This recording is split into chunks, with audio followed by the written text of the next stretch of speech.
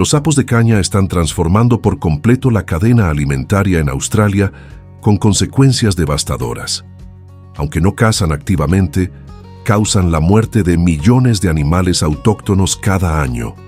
La población quiere que desaparezcan, y el gobierno ha intentado cientos de proyectos a lo largo de las décadas, pero casi ninguno ha dado resultado. Sin embargo, en los últimos años, los científicos han comenzado a criar sapos de caña jóvenes y a liberarlos en su hábitat natural. Sí, es cierto, de alguna manera, los sapos de caña han ayudado a Australia a recuperar una importante especie autóctona. Al mismo tiempo, los cuervos, los halcones y muchos otros animales han comenzado a considerar a los sapos de caña como una fuente de alimento ilimitada, y una especie más subestimada que todas las demás se centra en los sapos más grandes. Los voltea, les abre el pecho y les extrae el corazón y el hígado para comérselos. Ya no hay lugar para las conjeturas. Quédate con nosotros hasta el final para descubrir las respuestas a todas tus preguntas. Y esta es solo una historia sobre una especie invasora y soluciones basadas en la naturaleza. Si te interesa este tema, suscríbete para no perderte las próximas historias. Sin colmillos, sin garras, ni siquiera la necesidad de perseguir presas. Y sin embargo, los sapos de caña son lo suficientemente poderosos como para llevar al borde del colapso todo el ecosistema australiano. Suena increíble, ¿verdad? Pero esto es precisamente lo que ha estado sucediendo. Una sola mordedura accidental es suficiente. La bufotoxina que liberan las glándulas situadas detrás de la cabeza puede provocar insuficiencia cardíaca, convulsiones y la muerte en muy poco tiempo. Y lo más aterrador es que casi ninguno de los depredadores autóctonos de Australia tiene defensa alguna contra este veneno. Cuando los sapos de caña se extendieron por Queensland y el territorio del norte, el ecosistema no colapsó de golpe. En cambio, comenzó a morir lentamente desde dentro. En el Parque Nacional Kakadu, por ejemplo, estudios de la CSIRO revelaron que, apenas unos meses después de la llegada de los sapos de caña, las poblaciones de lagartos depredadores, como el varano de manchas amarillas, disminuyeron en más del 90%. Las serpientes de gran tamaño, como la culebra marrón real, casi desaparecieron, y el famoso marsupial carnívoro Dasurus halocatus disminuyó entre un 75 y un 90%. Pero la situación no se limitó a unas pocas especies. Según la organización Australian Wildlife Conservancy, al menos 25 especies autóctonas se encuentran ahora en grave peligro de extinción. Sin embargo, el grupo más afectado han sido los reptiles. Investigaciones realizadas en el territorio del norte revelan que más de 70 especies de reptiles corren un alto riesgo, incluyendo serpientes como la víbora de la muerte, lagartos monitores e incluso crías de cocodrilos de agua dulce. La cadena alimentaria comenzó entonces a romperse. Las especies de presa, como ratas, insectos y algunas otras ranas, se multiplicaron exponencialmente. La vegetación sufrió daños al perderse el equilibrio biológico. Y eso no es todo. Miles de sapos se congregan alrededor de estanques y cursos de agua, enturbiando el agua, dejando excrementos y portando bacterias como la salmonela. En barrios del norte de Australia, ya no es raro que los perros mueran tan solo 10 o 15 minutos después de morder un sapo de caña. Muchas clínicas veterinarias reportan cientos de casos de intoxicación por sapo de caña cada temporada de lluvias. Para los humanos, especialmente los niños, el simple contacto con la toxina y luego frotarse los ojos o la boca puede causar dolor intenso, ceguera temporal o reacciones neurológicas. Y todo este desastre comenzó con una solución agrícola. En 1935, se liberaron 2.400 sapos de caña en Gordon Vale, Queensland, con la esperanza de que controlaran los escarabajos que dañaban los cultivos de caña de azúcar, una industria que genera miles de millones de dólares cada año. Estos sapos fueron traídos de Hawái, aunque originalmente provenían de Centroamérica y Sudamérica. Sin embargo, los científicos de la época pasaron por alto un detalle crucial. Los escarabajos de la caña vivían en lo alto de los tallos de la caña de azúcar, mientras que los sapos de caña no podían trepar. Las dos especies casi nunca entraban en contacto. ¿El resultado? Los sapos no lograron controlar a los escarabajos, pero encontraron un nuevo paraíso, sin depredadores naturales, con la capacidad de sobrevivir a temperaturas de entre 5 y 40 grados Celsius y pudiendo generar hasta 30.000 huevos a la vez. 2 veces al año, su población se disparó. En menos de un siglo, de apenas unos miles de ejemplares originales, la población de sapos de caña creció hasta superar los 200 millones, según estimaciones del gobierno australiano. Sí, esa cifra es realmente aterradora, sobre todo si se tiene en cuenta que la población total del país es de tan solo 27,8 millones de personas.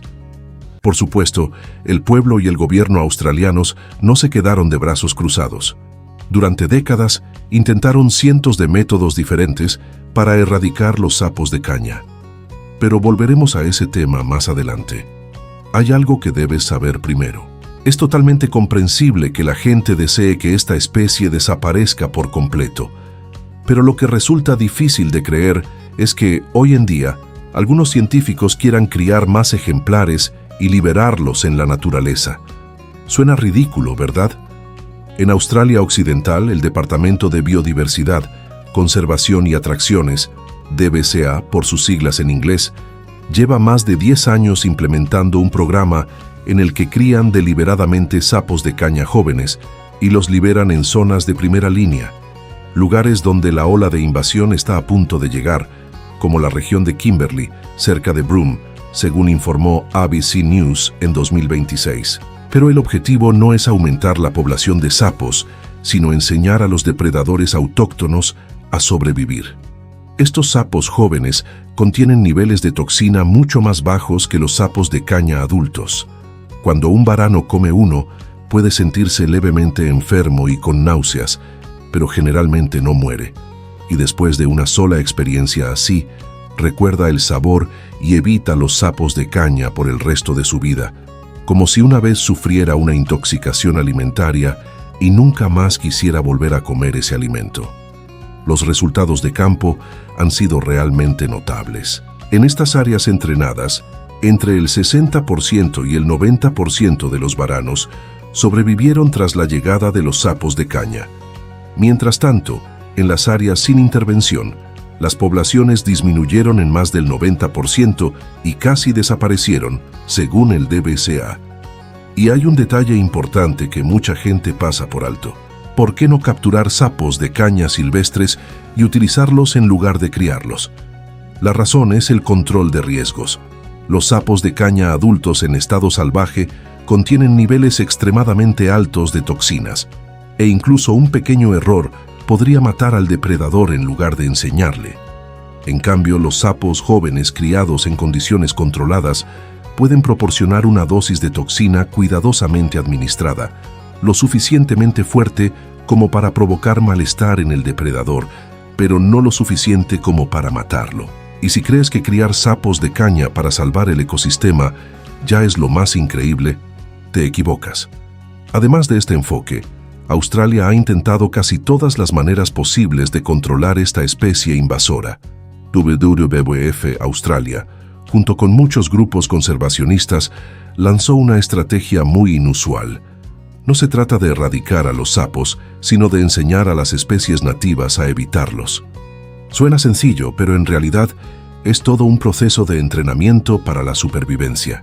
Sin embargo, no todas las soluciones han funcionado.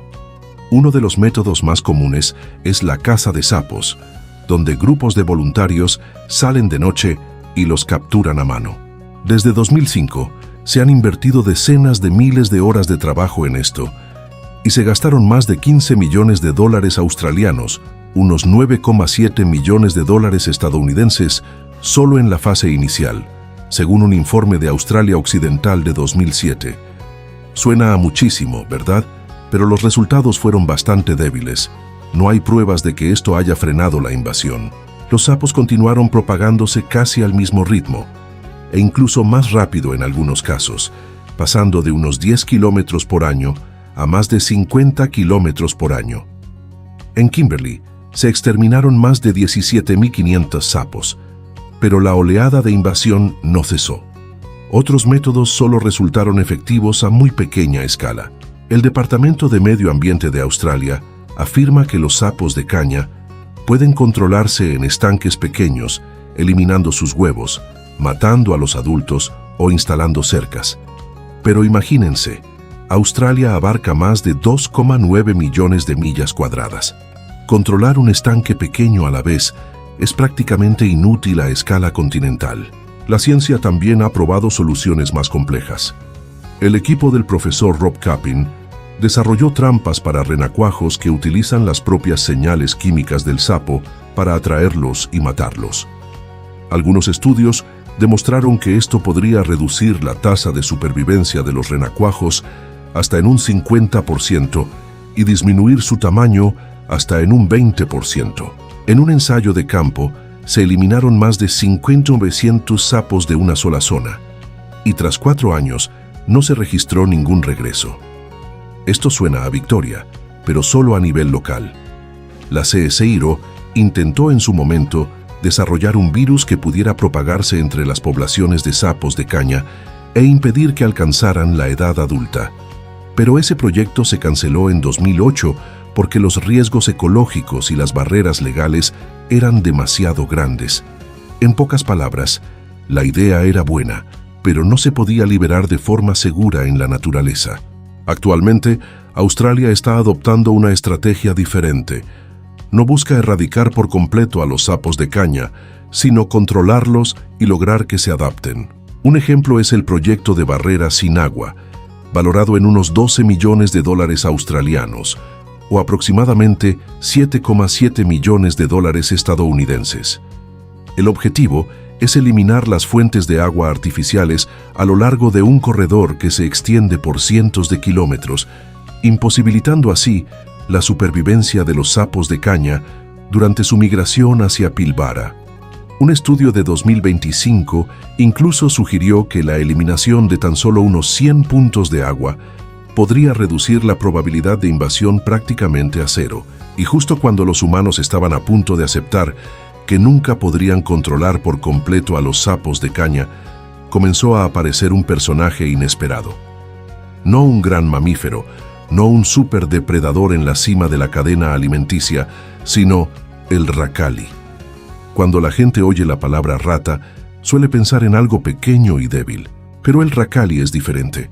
Es el roedor más grande de Australia, alcanzando hasta unos 60 centímetros de largo, incluyendo la cola, y habita en ríos, lagos y humedales de casi todo el continente. Posee patas traseras palmeadas como las del ornitorrinco, pelaje impermeable e increíble agilidad en el agua. De hecho, Australia solo cuenta con 2 mamíferos semiacuáticos autóctonos, el ornitorrinco y el racali. En los últimos años, el racali ha comenzado a captar la atención de los científicos de una manera muy inesperada. En una encuesta realizada por ABC National Science Week, incluso fue elegido como el animal más infravalorado de Australia. Pero según investigadores de Bush Heritage Australia y ABC Radio National, el racali es mucho más que un roedor común. Es un depredador extremadamente inteligente, sigiloso pero muy eficaz. Su presencia incluso puede ahuyentar a las ratas invasoras de una zona. Pero lo que realmente llamó la atención de los científicos no fue eso. Fue la forma en que este animal interactúa con los sapos de caña. Sí, lo oyeron bien. La historia comienza a tornarse realmente extraña cuando los científicos descubren las primeras evidencias a lo largo de la ribera del río. No se trataba de una cacería común. No había señales de un ataque caótico, ni cuerpos parcialmente devorados. En cambio, lo que encontraron parecía casi perfecto. Sapos de caña yacían a lo largo de un tramo de arroyo de apenas 5 metros de largo, y cada mañana aparecían 4 o 5 cadáveres nuevos. Pero el detalle que les heló la sangre fue que todos presentaban la misma marca, un pequeño y preciso corte justo en el pecho, sin haber sido desgarrados ni tragados. Parecía como si los hubieran abierto quirúrgicamente. Al examinar los cuerpos, los resultados fueron aún más perturbadores. A los sapos grandes les habían extirpado el corazón y el hígado, los 2 órganos más nutritivos. La vesícula biliar, que contiene toxinas, había sido cuidadosamente apartada y estaba casi intacta. En los sapos medianos no solo faltaban los órganos internos, sino que también se les había arrancado la piel de las patas traseras, eliminando así la capa tóxica antes de que se comieran el músculo. Y los sapos pequeños, ninguno de sus cuerpos había sido atacado. ¿Ves lo que hace que esto sea tan inusual? Durante un estudio de 15 días con más de 1.800 sapos, solo alrededor del 2,5% eran adultos grandes. Sin embargo, representaban el 75% de los cuerpos procesados. Al principio, los científicos sospecharon de aves rapaces, como milanos o cuervos, ya que se había documentado que estos animales se alimentaban de sapos de caña. Pero estas marcas no coincidían con las de los pájaros. No había picotazos al azar, ni desgarros. Todo era demasiado limpio, demasiado deliberado, demasiado hábil. Cuando los investigadores instalaron cámaras infrarrojas y analizaron las marcas de dientes en el tejido muscular, finalmente surgió la respuesta: Racali, una rata de agua. Y en ese momento, ni ellos mismos podían creerlo. Pero lo más impactante no terminó ahí. Racali no es inmune a la toxina. No es más resistente que cualquier otra cosa. Gana jugando un juego completamente diferente. Mientras que la mayoría de los depredadores en Australia mueren con una sola mordedura errónea, con el corazón descontrolado, seguido de convulsiones y la muerte en cuestión de minutos debido a la bufotoxina, el sapo Racali maneja a su presa como si comprendiera exactamente dónde están los puntos débiles del sapo. Evita las glándulas venenosas detrás de la cabeza. Ignora la piel del lomo. Solo toma las partes más seguras y las más ricas en energía. Si otros depredadores son como alguien que prueba un alimento desconocido y se envenena la primera vez, el Racali es como un chef que sabe exactamente qué partes son comestibles y cuáles deben desecharse. Y aquí es donde la historia se vuelve aún más compleja. No todos los Racali pueden hacer esto. Este comportamiento solo se ha registrado en ciertas poblaciones locales de Kimberley. ¿Qué significa esto? Probablemente no se trate de un instinto innato. Puede ser el resultado de la práctica, el aprendizaje y la transmisión de ese conocimiento. Las hembras Racali cuidan de sus crías durante al menos 4 semanas después del destete, tiempo suficiente para enseñarles esta habilidad. Si una persona descubre cómo comer sapos de caña sin peligro, ese comportamiento podría extenderse a lo largo de los arroyos, como un conocimiento de supervivencia transmitido de generación en generación. Y al comparar esto con lo que los humanos han estado haciendo al principio de esta historia, el contraste se vuelve innegable. Los humanos tienen que criar sapos jóvenes, calcular las dosis de toxinas, elegir los lugares adecuados y luego esperar a que los depredadores aprendan a evitarlos. Es un proceso que cuesta millones de dólares y requiere años de investigación.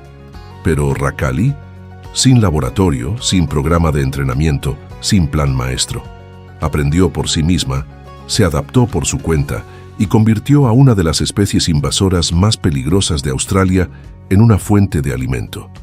Pero este roedor autóctono no siempre fue el cazador. De hecho, solía ser la presa.